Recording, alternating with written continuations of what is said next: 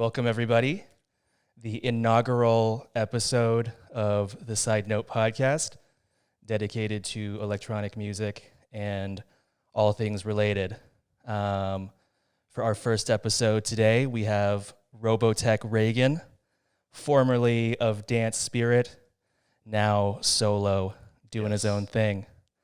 So welcome, dude. Really happy to have you here. Thank you. Thanks for having me. It's a pleasure. Yeah. So the pandemic is over. I know. Oh, thank God. It was. I enjoyed it at first. Not the chaos of it, but I liked the idea that the world had to go on pause for a moment and really consider what's important and reflect. But I'm definitely feeling that okay, let's get back to things again. Right. Energy. Well, I guess tell us about kind of how you spent the pandemic. I know that you were putting out a lot of live streams. I saw a ton of content coming out from you. Yeah. So, right before the pandemic, March 12th, it was Thursday, March 12th, Chris and our friend Christian, who has a studio or had a studio right next to ours in downtown LA. And for people who don't know, Chris, formerly of Dance Spirit. Formerly of Dance Spirit. And they were all like, this pandemic thing is kind of getting real. Like, Christian was all like, I kind of want to go to the mountains. And Chris was all like, that sounds great. And I overhear them and from our studio, and I'm just like, don't leave me behind. I don't want to be in LA during this pandemic. That sounds like a horrible idea. So Friday the 13th of March, we decided to pack our studios and drive out to Tahoe. That must have been a lot of stuff, right? It was a car full. Okay. Yeah, it was a car full. Christian, brought his car, and then Chris and I drove together, and then we rented a Airbnb for a week, got snowed in, set our studios up, made a bunch of cool music. And after a week, we were like, okay, I can't do the Airbnb thing anymore. It's just, too much money. So we noticed that a friend happened to be in Tahoe, and Chris hit her up, and she was looking after this magnificent house on the lake until it sold. And she's like, yeah, come for a few days, check it out until you decide what to do next. And then, so we came over for a few days, and then the world just got really bad, and they locked everything down, and so it was just kind of so it was already kind of percolating, but you guys were like, let's get out of here. And then so she was like, just stay, because it was like, what we're gonna do. So we were there for a few months, and then the house sold, and made a bunch of music there, but then we ended up in Tahoe City for the winter. Okay. And all rented a house together, and it was a lot of fun. Once again, so house full of DJs, house making full of DJs. Music every day, so live streaming. So to go back to sounds your amazing. live stream thing, Christian had a brand idea that he hadn't really done much with for a while called Modern Therapy, and it just seemed like the perfect title for being in nature and with the pandemic going on and whatnot. So we kind of all got together and decided to breathe life into his idea and had fun in streaming. And so we did that for quite a bit, and then ended up doing a Halloween stream with Mr. C and Bunny from Rabbit in the Moon, and Tara and John Charnas we had them stream in from Los Angeles at the Mix Mag Lab, and we had Naveed from Washington, D.C. He helps book and run the Flash Club out there, which is a really dope place. If you ever get to Washington, D.C., go there. And then I have a friend that runs a really great ambient label called A Strangely Isolated Place. His name awesome. Yeah, his name is Ryan Griffin. He's been curating this label for a while. They do vinyl releases. The vinyls are like pieces of art in themselves, really dope. So he delivered us a set, and then Chris and I played. Christian played, of course, and then our friend Tatiana, and then our friend Ron, who lives in Truckee, happened to be around. So I don't think I'm missing anybody. I don't want to leave anyone out. But it was a lot of fun. It was like a 28-hour stream, I think. Okay. And I remember tuning into some of that. also, It was pretty awesome. So yeah, that was a lot of fun. And then I think after that, we were all just kind of burnt out. And we were just kind of like, I think we just kind of stopped streaming. I started to try and stream the week after that, and everyone's like, "What are you doing?" I'm just all like, it was like in my blood. But in retrospect, I'm glad we kind of took a break because it allowed me to kind of refocus and get back into making music and stuff like that. Yeah, so I guess during that time, you're not really touring. Obviously, nobody's touring anymore, and so you're kind of locked in. Were you able to kind of still find that that it was good for your creativity, like in isolation or in lockdown? Yeah, I mean, I've always wanted to be able to make music and create in a nature environment like that. It's funny because the previous summer I had taken a trip to Sedona with some good friends when Chris and I played out there. Oh, wow. It might have even been over New Year's of 2019 or going into 2020.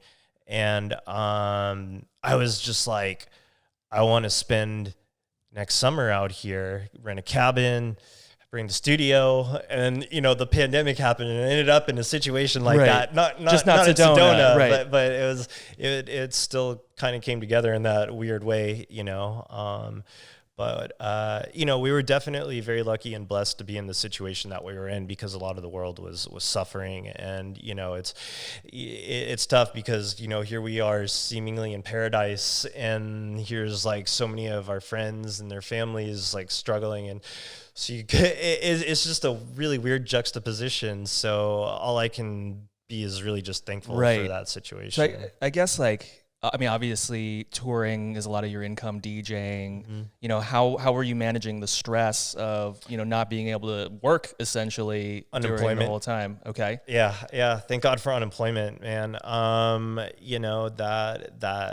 That government money sure helped, and it's still helping me right now because being formerly of Dance Spirit means that Dance Spirit's no longer around, so I'm kind of starting over in a lot of ways. Not that I don't have, the connections in place from the last 14 years of doing music, but it's still kind of like, in my own mind anyways, it's still kind of starting over. I don't have any releases yet. I don't have, I've only got that I'm Reagan from Dance Spirit. I don't know how far that would go. I don't want to rely on that alone. I want people to be excited about what I'm doing because of the content that I'm creating and offering, So, right now is mostly just a phase of getting my album together. Right. But, I was able to get a business loan because Chris and I do have like a business together. And so that helped, you guys got the SBA. It was the SBA loan. Okay. So once again, we were really fortunate. I didn't have any issues getting through any of the process with any of that. Like I know so many people had issues with unemployment and the loans as well. Like and never even heard back. But once again, just really fortunate. So because otherwise, I don't know what we would have done. Right. I mean, it would have to figure something out, I guess, doing mix downs or mastering and stuff like that. But I guess in some sense, I am a selfish individual in regards that I believe in my path and my vision and my art, and I want to be able to live off of that alone. Right. So because doing things for other people in that sense, displaces my energy to be able to focus on creating my own stuff. So I do mix downs and mastering for people on occasion, but I try and keep it far and few between, like I said, because it's like I could be doing something for somebody else, or I could be working on honing my own skills. Right. And I don't really see anything wrong with that. I mean, I do plenty of other things to help people in different ways and whatnot to displace that selfish energy, but I think that's a healthy thing. I think giving up your full individuality is a dangerous thing because I don't know. I'm not here to be anybody but myself. So right. So I guess question, obviously everyone kind of knows it as a DJ, touring is a big part of, your income. And then what about like releasing tracks and stuff? Is that pretty minimal in terms of the big picture, or? So sorry, I guess I don't understand the question. Oh, just in terms of, like, are you actually generating much income from tracks that you're releasing on Beatport and stuff, or is it mainly like tour income as far as being a DJ?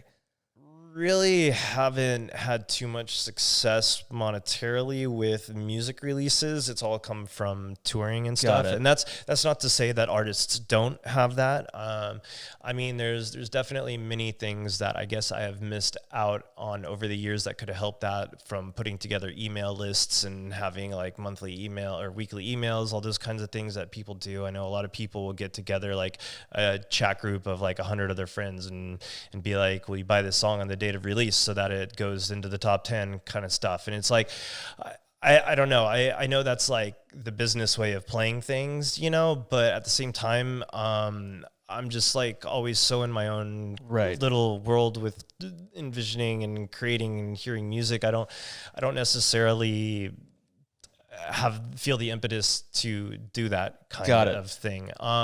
And I don't know if that's lazy. I don't know if that's just me being an introvert and feeling weird asking people to do that kind of thing. I don't know. I do know that's how some people operate, and there's nothing wrong with that. I mean, it's really smart, actually. Right. But I don't know.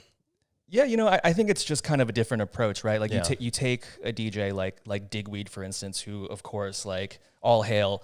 But he's very entrepreneurial, especially as he's gotten older. I feel like he's using his weekly show mainly as a platform to plug like tracks on Bedrock. Absolutely. And then he's like, okay, now subscribe so you can get access through Mixcloud Select to like his bunker sessions. Yeah. And it's all sort of designed to keep the wheels of the business going. These are all things that I want to definitely even have implemented in my own structure. And it's just a matter of, I've always been one to do things by myself, so it's all like I'm always taking on too much in a way, so justifying spending time on those things eating into my creative time is sometimes difficult.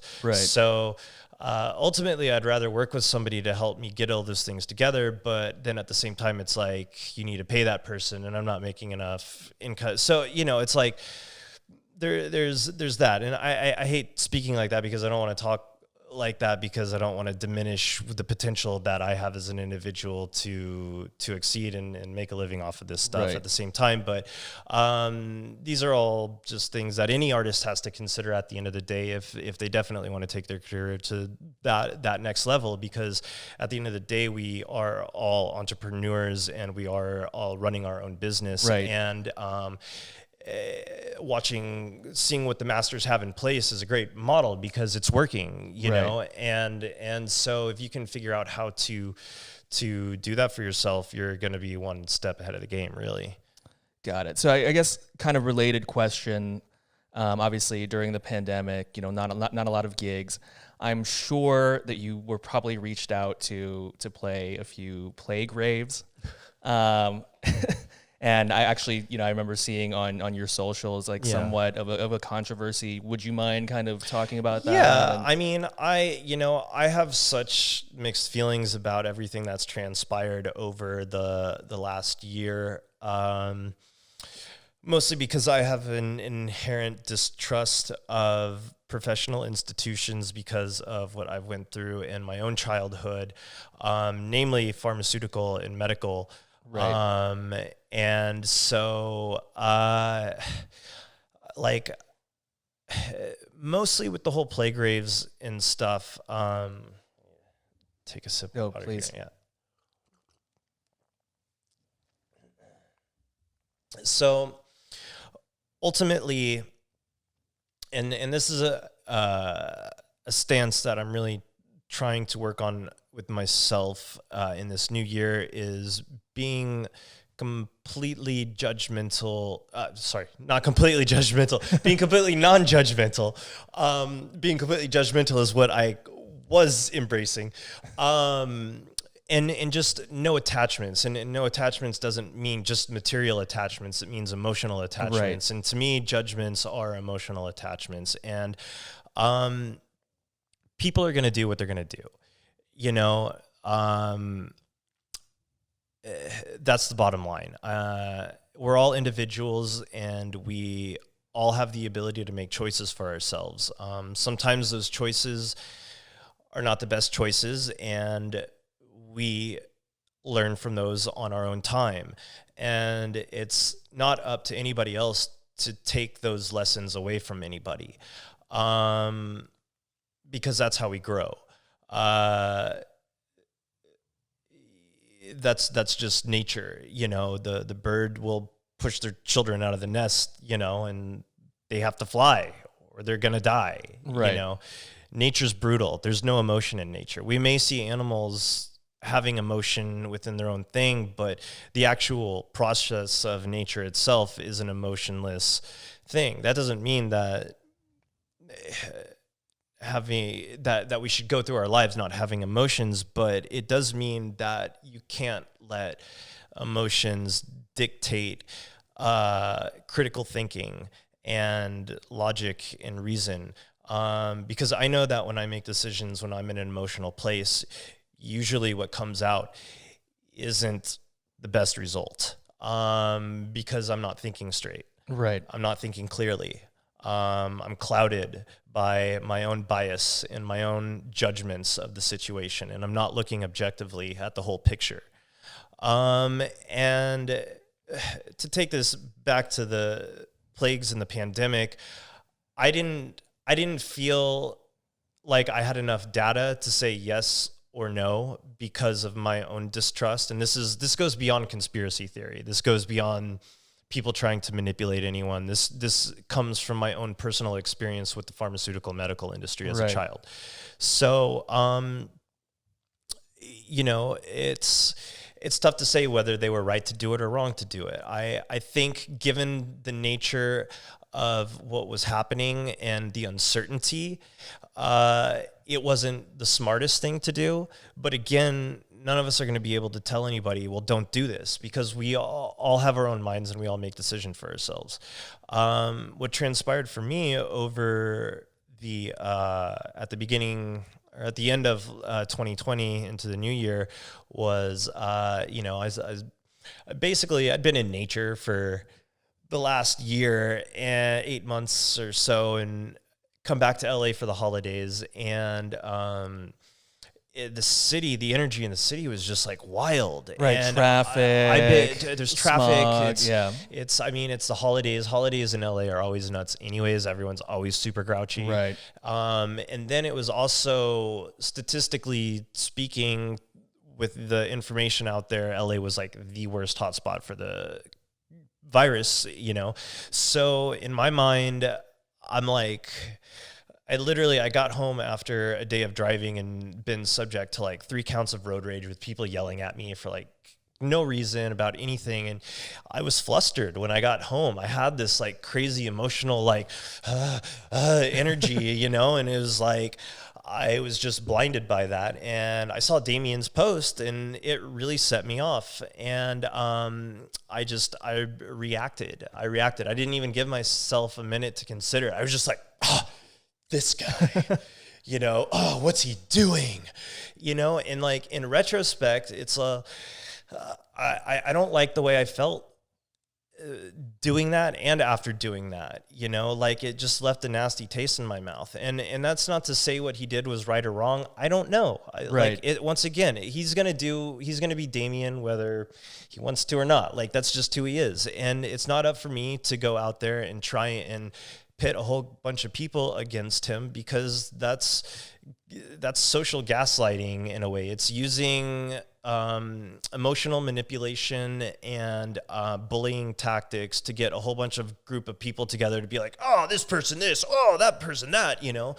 And really that all that does is it will either shames somebody into taking your point of view, which doesn't mean that they've necessarily thought about your point of view. It means that they feel bad about who they are now because of what other people think about them. So Right. they conform to what other people think so that they can feel accepted. Or it means that, or they'll have the exact opposite reaction and rebel even more, Right. you know? And so it's a really interesting thing for me to look at my behavior in retrospect. That doesn't mean I was any less impassioned or thought in the moment that what I was doing was wrong, you know, and what's done is done. Right. You know, it's, in a way, it was a catalyst for some big changes in my own life that needed to happen, you know. But as I said, I'm really trying to live a lot less judgmental of Right. people and their behaviors. So I think it's all up to us to make these choices on our own and based on our own subjective experiences, I guess. Yeah. And for people who don't know, Damian Lazarus, pretty big name DJ, label boss of Crosstown Rebels, he had posted about a party he was throwing in Tulum or something, right? Yeah, And he had gotten his visa denied by the lawyers because of the pandemic to play in Miami, but then he was going to Acapulco to play New Year's Eve down there, and then he was going to be right back in Miami. So in my head, I'm just like, oh, what's the point? Blah, blah, blah, blah. And I mean, in some sense, there is some denial to a situation of a worldwide pandemic but it doesn't even matter. It's like I took this like over emotional approach, and I thought I was being righteous and altruistic, and Right. you know, I was all like, my ego was feeling extremely satiated by having people jump and applaud on that, you know, and I'm just like, that's not who I want to be. Right. I don't want to be the guy that's big because I called this person out. I don't want to be applauded because I put this person down. Right. I want to see us all get to get along in the world, of course, you know. But I don't know. This whole shaming people into believing a certain viewpoint by ostracizing them kind of thing has gotten really out of hand. And a lot of people that I look up to and respect through my years in the career are doing the same, doing that to people. And it's, I don't know, for me, and my outlook on the world, it's not something that I want to engage in Right. anymore because I don't like that energy, you know. So you guys heard it here, folks. Olive branch out to Damian. Damian, you're more than welcome to come on Sidenote, and we can have a group hug. And yeah, I mean, I think one of the things that I think has come through in looking at your socials, and that I'm seeing now is a very much a self-awareness and I think a focus on kind of, living in alignment with yourself and your higher self. And, exactly. So I guess I wanted to ask you, in terms of your spirituality, kind of where did that originate from? I have a sense that it was probably in some part kind of psychedelically induced, maybe. I've definitely had an interesting spiritual journey in my childhood. I was raised in a Catholic family. I went to Catholic school for the first 3 years of elementary school, from kindergarten through third grade, so I guess 4 years. But and so I definitely have that religious background. Now, later on, after being overly medicated and being in a really dark place as a kid, because, I was definitely a very dark kid. I'm nothing like I was back then. Because of what I went through, I was teased by kids at school. I was different. I was ostracized, and it really sucked. And I put up with that for a lot of years. And so for me, I just hated the world. I hated everybody. I hated the universe. I wanted to destroy the world. I tell people I could have been a school shooter. Wow. I got through my days imagining killing kids in the worst possible way. Wow. And that might sound crazy to some of you out there, but you know, that's where I was in my head back then. Because when you're an adolescent and you're going through a lot of pain, you're getting teased. A lot of what was going on was that I was super creative. I had a lot of energy, but nobody was ever really able to help teach me how to harness and control that energy and put it into the right places creatively and spiritually.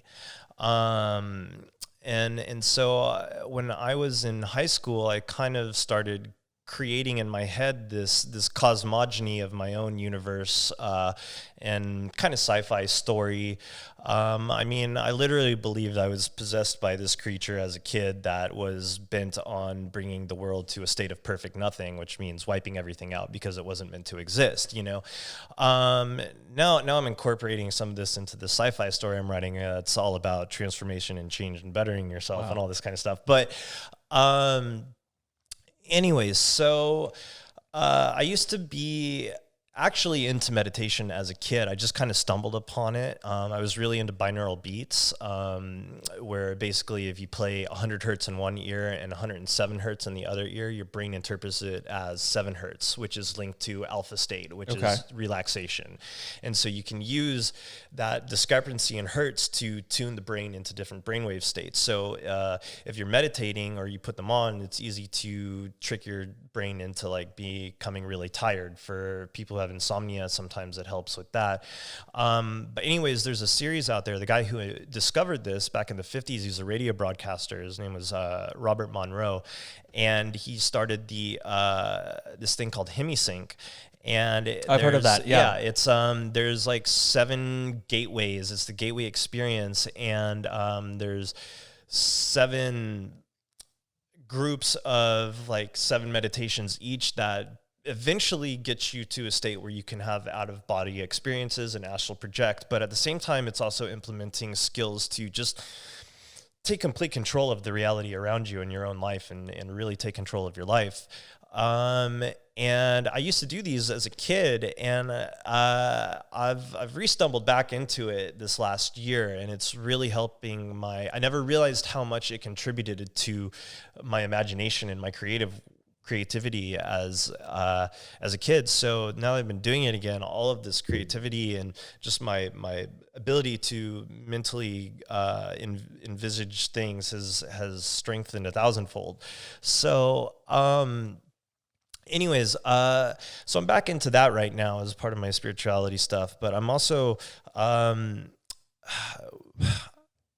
I don't know if it was the last year I was out in Barcelona. I don't know how many years ago, and it might have been right around when I turned 33, or even the year before I turned 33, which, funny story, you know, 33 is a big number in Freemasons. Right.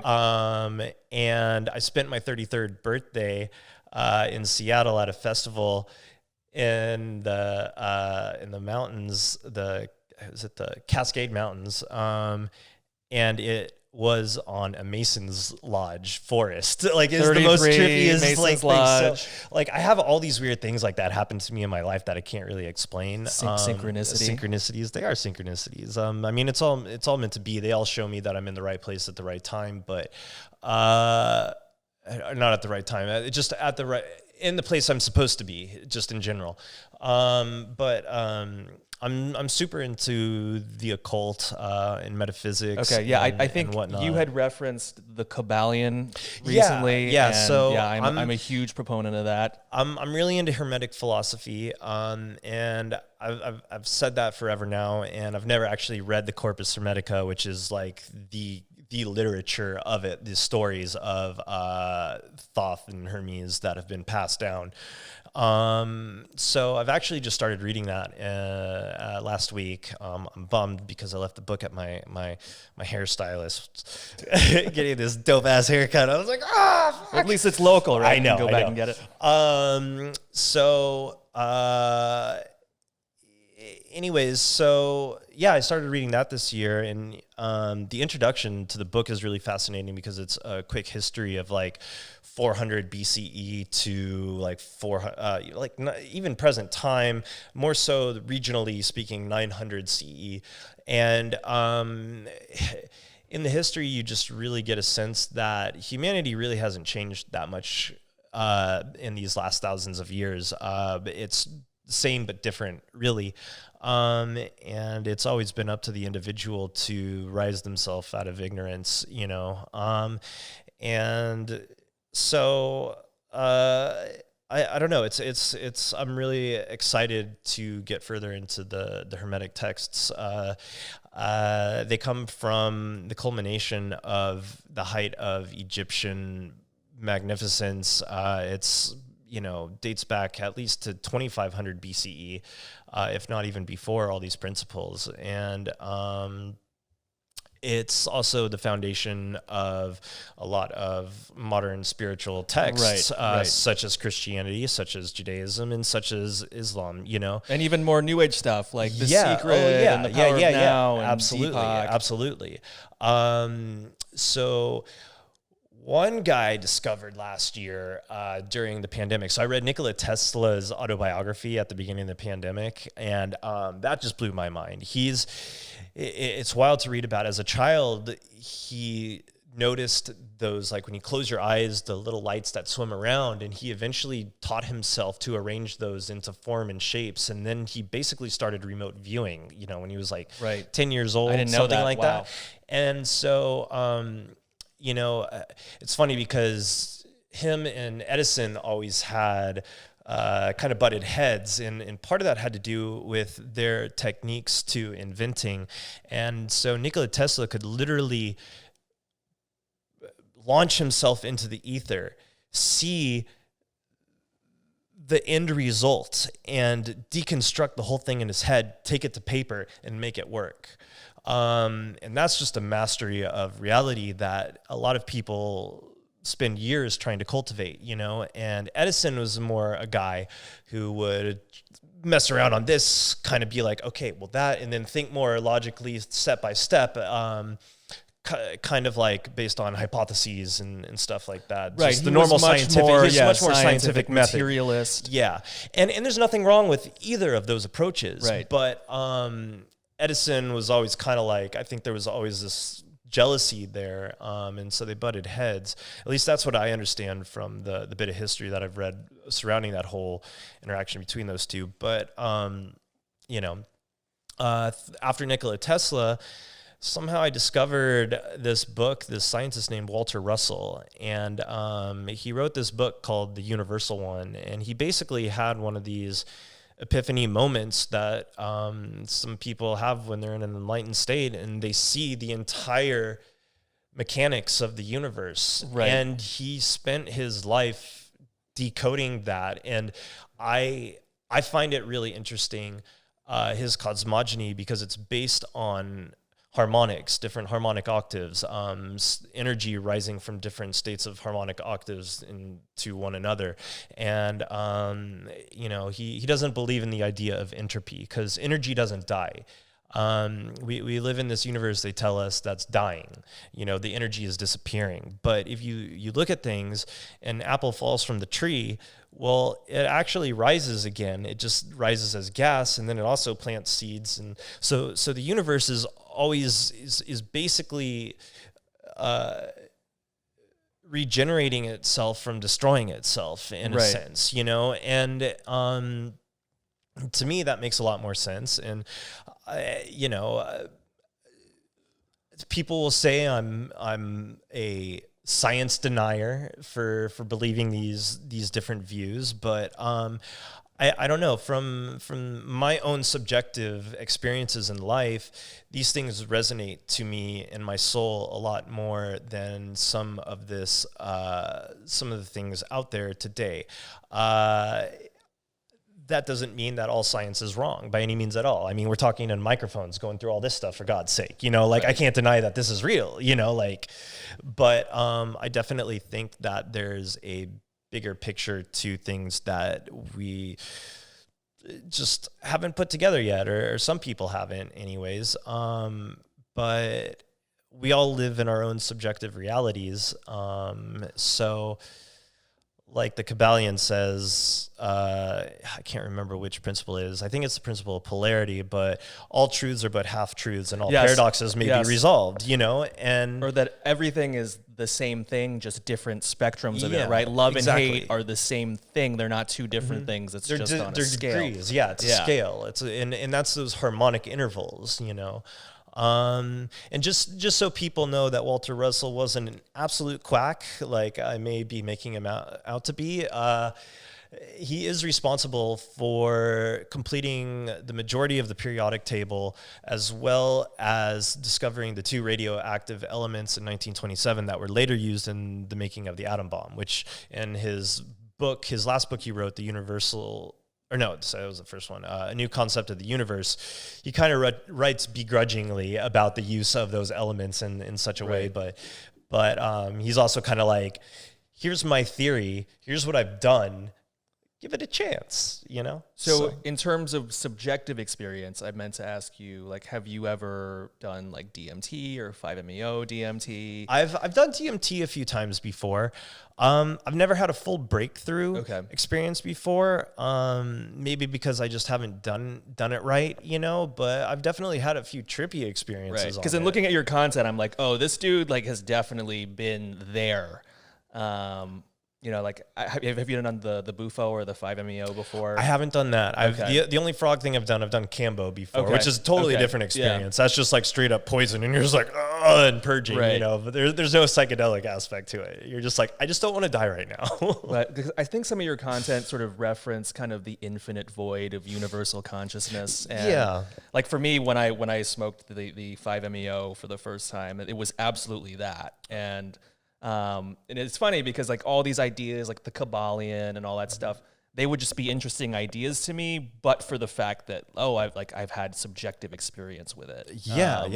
And it seems that like whether DMT or otherwise, it seems like you too have had subjective experience, kind of. Yeah, I mean, just with infinite consciousness, just quote even unquote. Personally, I mean, the experiences I have in my life. I mean, fuck's sake, my name literally translates to the King Dionysus. Like there's certain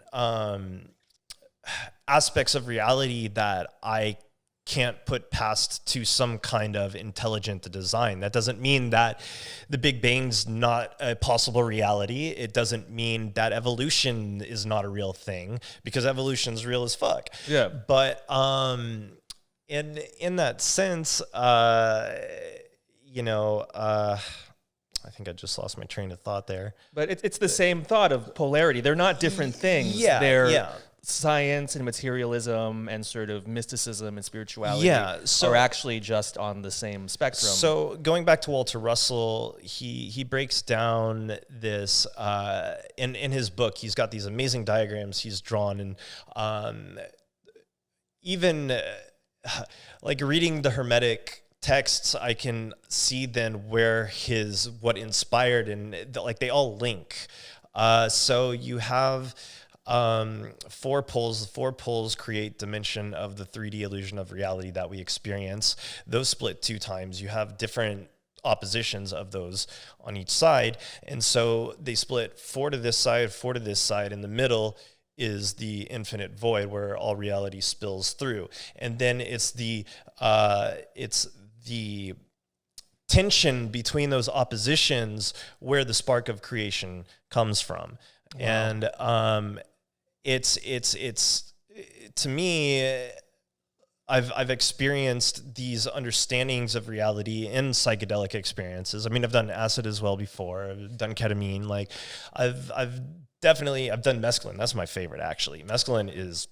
Did you do it as San Pedro, or did you do it... I was fortunate enough to have a master chemist's dose after working on it for 10 years. Oh, wow. And it was a liquid hit, and it was like 28 hours of like... That's where the idea of Space Cadet kind of came from, actually, because I closed my eyes, and at one point I saw space and nebulas and black holes, and I saw humanity raving on spaceships powered by techno. I close my eyes and I can still see it, and it's just such a beautiful picture because I want to throw a rave on a spaceship in front of a nebula. That sounds fun. Yeah, let me know. Yeah. So I also had this like crazy thing where I literally took like a magic school bus tour through my body, like with my eyes closed, like it was the teeth, eyes, like veins, like it was wild. I saw all through my body. That was the most crazy.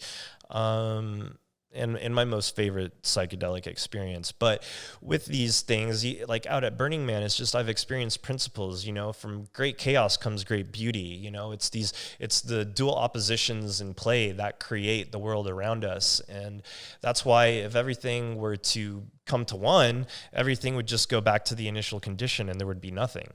And this whole strive for unity is awesome, but it's like we have to unite with our individualities because it's the differences that make our world so beautiful and diverse. The earth is full of so many different forms of nature, and space is full of so many different kinds of things. It's diverse as fuck, So I don't want to lose diversity because I get inspired by everybody's own individuality. 100%. We're all divine, expressions, right? Mm-hmm. So I guess sidetrack, I meant to ask you, how did you get into rave in the first place and techno? So this is like, my story with this is just weird because, I discovered electronic, like in 5th grade, I got online for the first time. That was like 1995, 1996. And my friend that introduced me to the internet immediately introduced me to AOL's Macwares community. So I was like AOL? Pirating software right from day one online. And so eventually I started teaching myself graphic design, started teaching myself how to script. I would do graphics and macro palettes for the different hacker communities doing things. But through all of that, I eventually discovered electronic music. And when I discovered it, it was just like the future speaking to me. Literally the voice of God saying, this is the future, come to me. Like your personal future or just the future of humanity? Yeah, just there's something about electronic music to me that represents the full scope of reality in some way. I relate to that so much. It's sort of like this utopian, like a message from a utopian sci-fi society that's come back, and it's like, this is the promise of what's to come. Exactly. So it always just resonated with me, and when I discovered it, I had no idea there was a rave culture.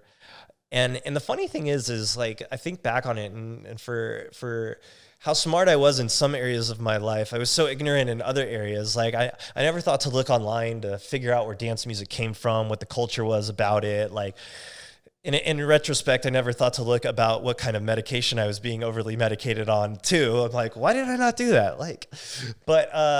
Anyways, I digress. So to me, the music was always something outside of the dance floor, was always a very personal experience, even though it was like fast or dance music, whatever.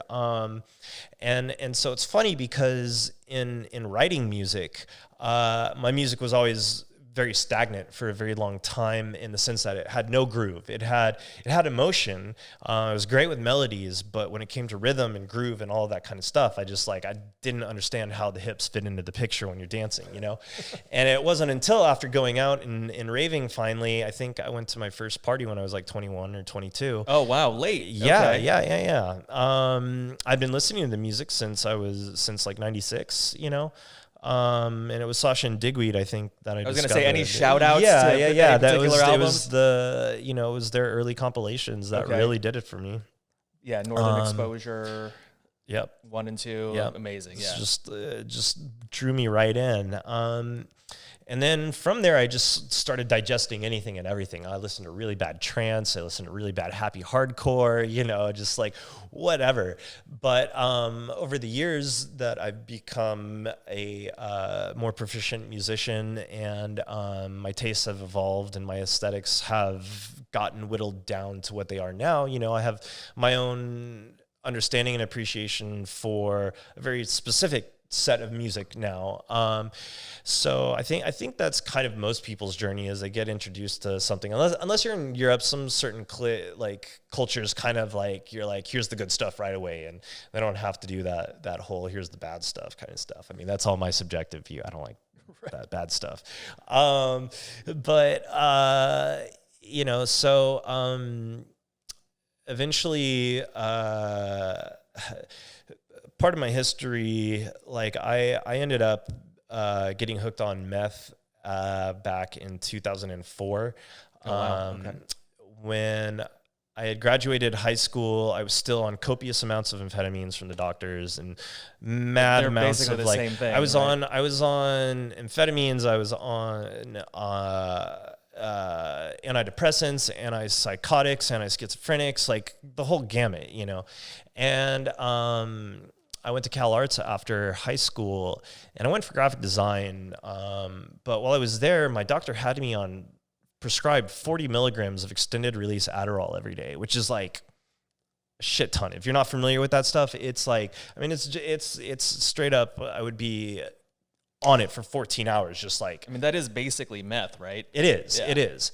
So over time, it just kind of led into this. I had trouble. I ended up in a mental institute after Cal Arts for a month, where every week it was a different concoction of like 6 or 7 different medications. They'd have me on like Depakote, Seroquel, lithium, Adderall, Celexa, and then I'd have an on-call for Xanax, and then I'd have a sleeping pill. And then they'd be like, well, let's switch it up next week. And then it'd be something else. And eventually, finally, I was just like to my mom, Dad, I can't do this. Like, I don't belong here. Like, you got to get me out of here, you know? And so I left that place, and then wasn't really doing anything with my life. I really wanted to do music, but it was like, I got to get a job. They wanted me to get out and like do that stuff. And I was just having a really tough time because I was also playing a victim. I was in a victim mentality because of everything I had gone through as a kid. Right, because you had no because control. I was taught. Yeah. I was taught that there was something wrong with me. It was ingrained into my matrix construct that you are wrong, there's something wrong with you, and you need this to survive. Otherwise, you're never going to get through society. And because of that, you can get some special perks. Maybe you can get, you know, and stuff like that. So you start like thinking you're entitled to stuff because you're fucked in the head and whatever, you know? So it was really difficult, you know, and the whole time my parents had really been pushing for me to, I think, grow past that. You know, I never recognized that for what it was. So I went to an independent living program in Santa Barbara for a bit, and just absolutely hated it. I was like, what am I doing here? They took my music away from me. Like, I was like, I can't do this. And then I called up somebody that I had met in the insane asylum and had him bail me out. Really bad mistake. I ended up living with this guy, ended up getting sexually assaulted. Oof. Not a good time. I mean, part of that was my own fault. It was like, I was kind of like shamed into this weird situation. It was just a bad time. You know, so then after that, I was like, okay, I don't want to be in this situation anymore. I literally just got a new job. I was like, called up some friends, was like, can I come live with you? Some like older friends, and started getting my life back together again. And then this job I had started working, I was the youngest person working at this computer store in Santa Monica. And I'd shopped there a bunch as a kid, you know, so it was like, oh, this would be a great place for me to work. But I started making more money than the people that had worked there for a really long time. And people started like getting like really weird with me. Huh. And at one point they were like, yeah, we want you to help us get our audio thing together and like teach GarageBand seminars and Logic. And then, you know, the next month they were like, we don't want somebody like you representing our audio. I was just kind of like, and after that, I just kind of started taking the job like whatever, you know, like really whatever, because I was just kind of like, and then I got fired for some crap. Some woman I'd sold her the wrong RAM. She came back to exchange it while I was on my break and I was smoking a cigarette. And I was just like, yeah, go inside. You know, they'll take care of you. I'm really sorry. And I got yelled at because I didn't go inside and help her. And so then I got fired. And I think they were just looking for an excuse to fire me at that point. And so then I got hooked on meth. I was so pissed off at that. I had called my dealer right afterwards, and he was like the biggest dealer for West Hollywood at the time. And I was going to get cocaine, and he was all like, well, have you ever tried meth?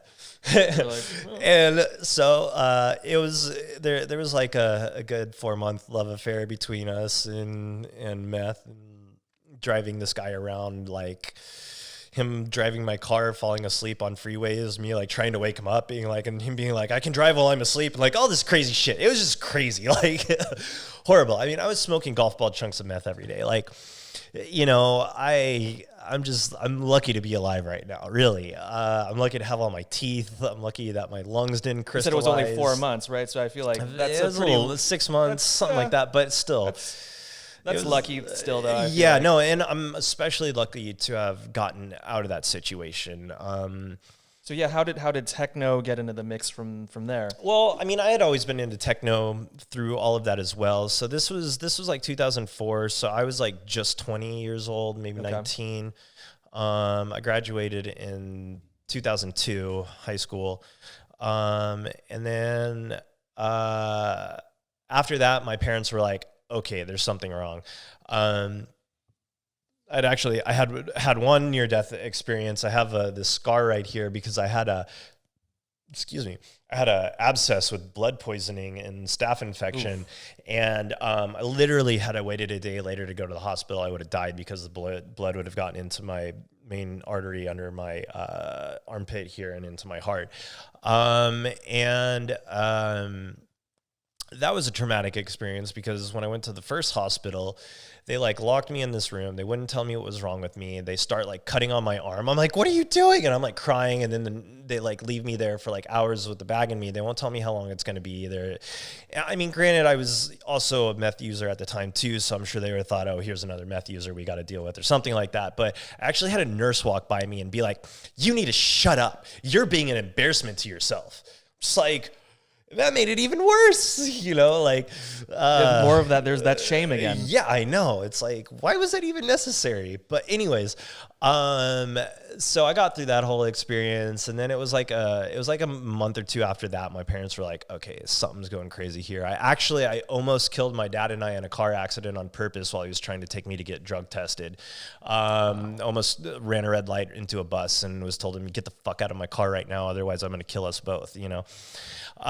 I'm not proud of any of this shit. I was a horrible person, but I was also out of my mind. I just had no sense of reality at the time. And, you know, I'm lucky that I still so how did you kind of claw out of it eventually? Well, my parents were like, well, actually I started detoxing at home. And then I hit this point where it was all like, I can't do this. I want to go back. I want to do this. So I literally started walking like 5 miles to walk to one of my friend's houses that was a user and stuff like that. And on the way, I met a friend. I just like happened to run into a friend who lived down the block. And she gave me a ride there. She had no idea what was going on. You know, she gave me a ride to my friend's house, and I was in the bathtub and I was about to kill myself.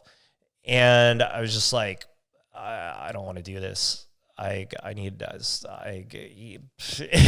just like, I need to change this. So was it kind of like a psychic shift right there? Yeah, like kind of like hitting your bottom and then. Yeah. And, you know, I'm really lucky that person didn't let me use. I'm really lucky and grateful that he helped me write a contract to present to my parents saying, if I do this, then I can have my freedom again. Like if I go to rehab, if I get help and stuff like that. And, I'm really grateful for that person being there. And I know, that he even had his own hard time. He was super lost in delusion land, thinking that the FBI had put a camera outside of his home and had taken over his computer and were running like credit card scams against people across the world through his computer and like all this crazy stuff, but he had this one moment of clarity to at least recognize that I had a chance to get out of this, and he saved my life.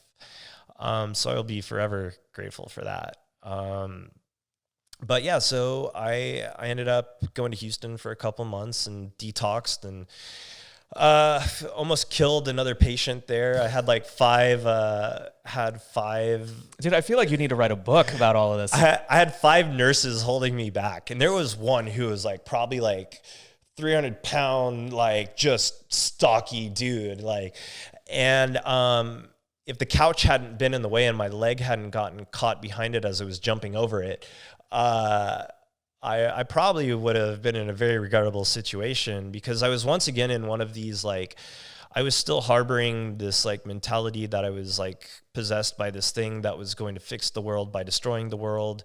And there was this girl at the treatment facility that was like, she was a really big bitch. She would purposefully get up in people's faces that were really trying hard and try and like disrupt their progress and treatment and like all this kind of stuff. And I just like had it, like, because nobody was doing anything about it. Like the staff wasn't doing anything about it. And to me, that really upset me. And I was all like, this person doesn't deserve to live. Like what kind of person thinks that? Like now I'm like, I never want to think that about somebody, like ever. Like I can't believe that's who I used to be, but I'm really lucky to have had the people in my life. I've had to have patience with me and help me heal and help me get through these things. Because otherwise, I don't know where I would have been. I would have either been in jail or dead,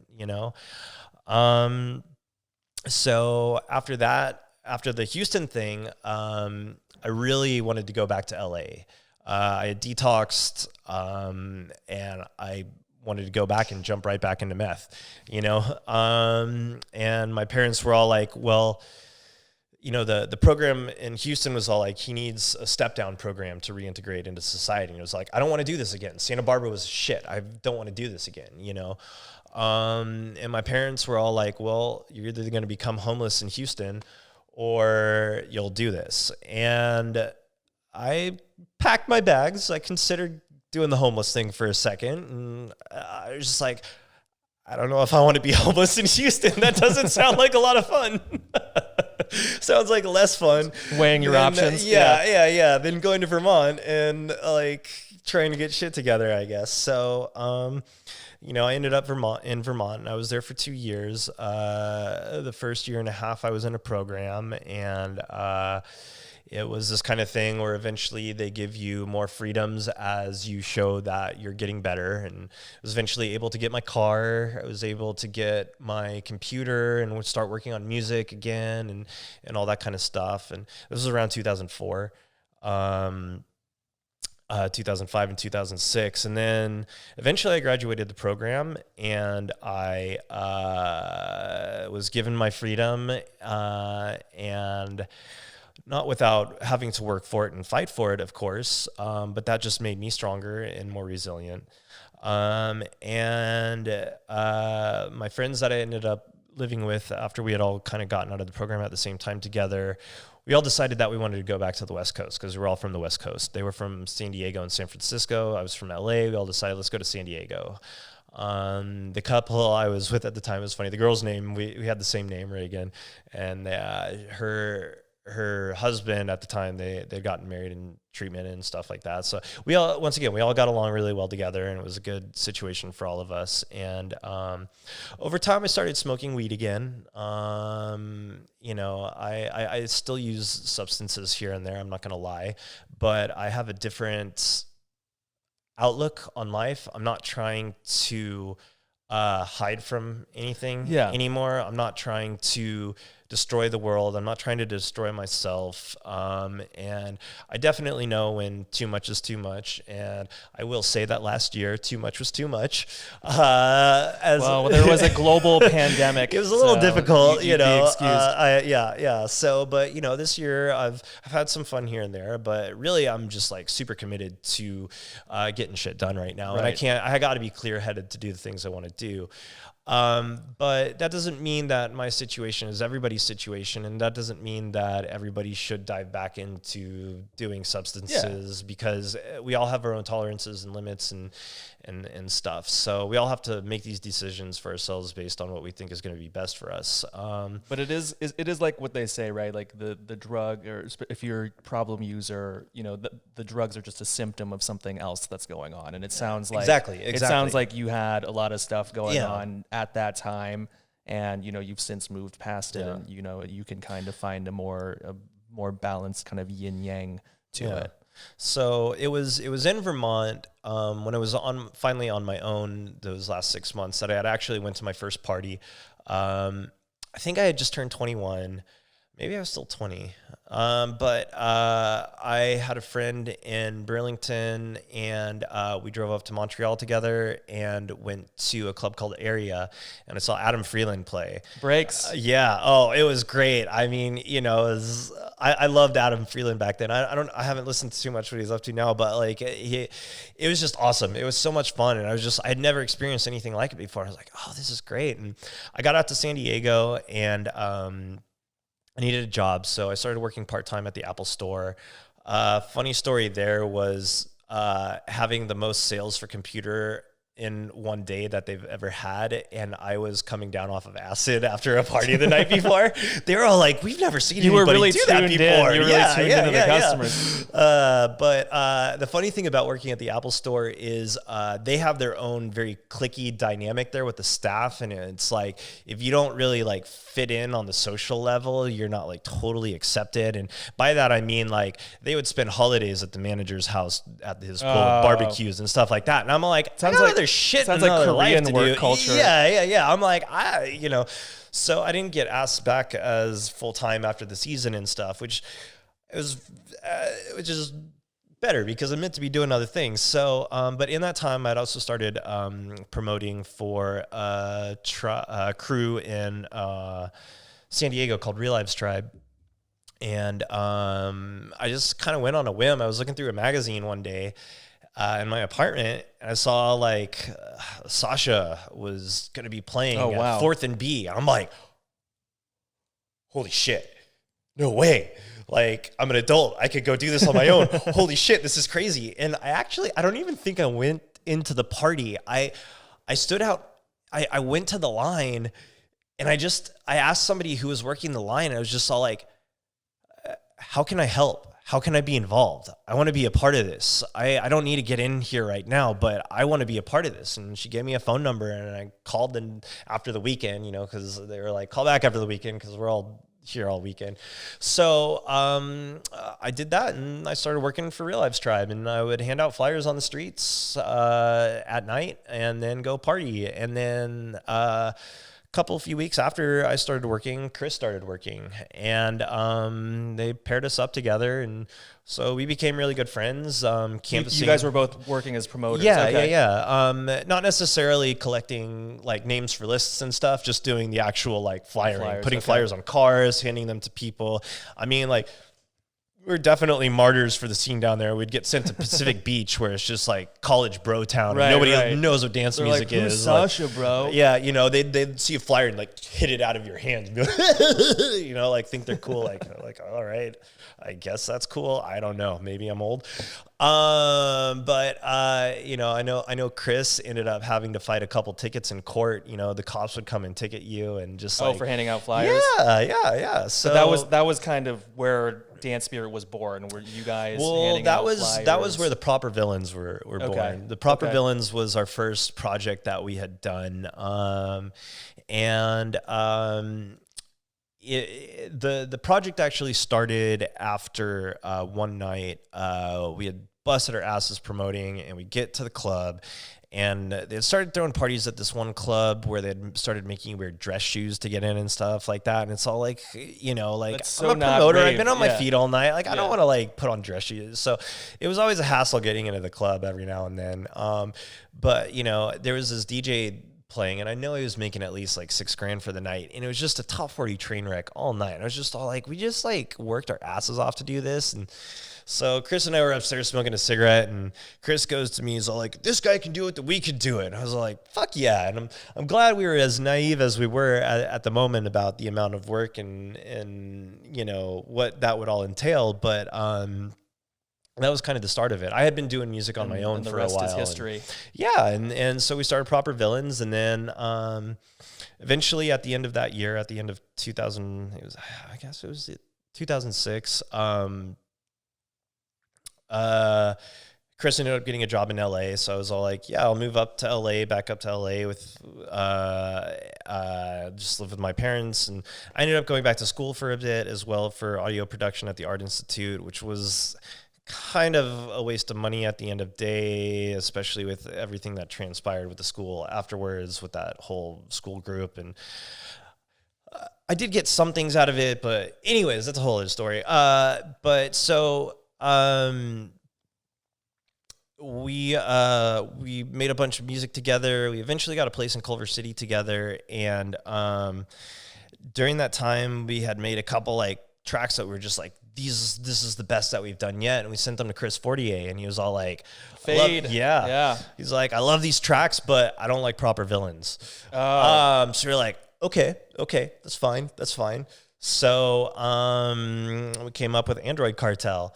And wait, you guys are Android Cartel? Oh, okay. You did like an amazing Massive Attack remix like back in like 2009, right? Like, did you guys do Psycho Circus? Or it was I actually redid that as a Dance Spirit remix, which I should put out again. It was it wasn't Psycho Circus. It was something from Heligoland though, from that album. Yeah. It was fuck. I'm never gonna remember the name. I do remember Digweed playing it on Transition so back when and being pretty blown away. So yeah, we did Android Cartel for a while, and then we just hit a point with Android Cartel where we kind of lost the plot. The music had kind of started shifting. Macioplex had just come out, and I was really interested in all these other sounds, and we kind of pigeonholed ourselves with the name Android Cartel. So we wanted to write this other music, but we couldn't necessarily release it under Android Cartel because it wouldn't make sense with the image and the name and stuff. So we're just like, went through a little phase of identity crisis, and then Chris came up with the name Dance Spirit, and I was like, that just fit everything because I'm a spiritual person, so in my own way, so I believe that I'm just a vessel for the void to manifest whatever into this reality. So it just fit. It seemed perfect, and it was perfect. And we eventually wrote a couple songs that Audiofly picked up, and that was the beginning of Dance Spirit, Wow. And the rest is history. Yeah. And so, yeah, we had a lot of fun with Dance Spirit, and now it's, what happens. Two people grow in their paths and split different ways with ideals and ideas, and there's nothing wrong with that.